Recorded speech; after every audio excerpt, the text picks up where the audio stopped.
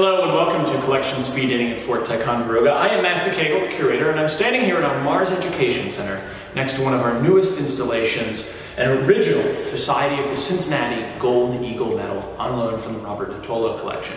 Now this is a particularly important piece and was worn by members of the Society of the Cincinnati to indicate their membership. The Society itself was created right at the tail end of the Revolution, with Henry Knox as one of its driving forces. And it was created to both perpetuate the achievement of American independence during the Revolutionary War and provide a mutual aid and support society for former officers of the Continental Army that had achieved that independence. The society would be open to certain officers and then perpetuated by passing it down to their eldest sons. Now, this fact, and the fact that it was created amongst former military officers, made many Americans suspicious in the early American Republic because many feared that this would create an aristocracy of soldiers in exactly the fashion that they did in Europe, which they had fought against during the Revolutionary War.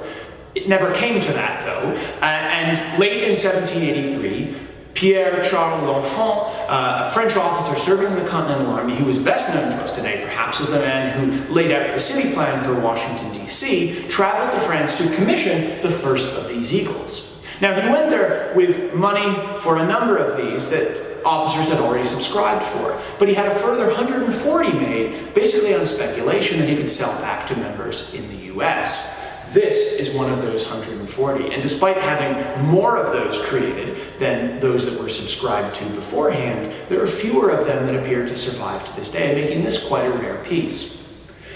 What adds to the story of this, though, is that we know the officer who owned it. Richard Douglas was a Connecticut soldier who served almost the entirety of the Revolutionary War, marching to Boston upon hearing the news of the battles of Lexington and Concord as a private soldier in 1775, all the way to the end of the conflict in 1783, serving in the battles of New York, the Battle of Germantown, the harsh winter at Valley Forge, the Monmouth Campaign, and then ultimately the siege of Yorktown and the surrender of British forces in 1781. The long history of the Society of the Cincinnati and Richard Douglas's own particular service make this a particularly remarkable and interesting object.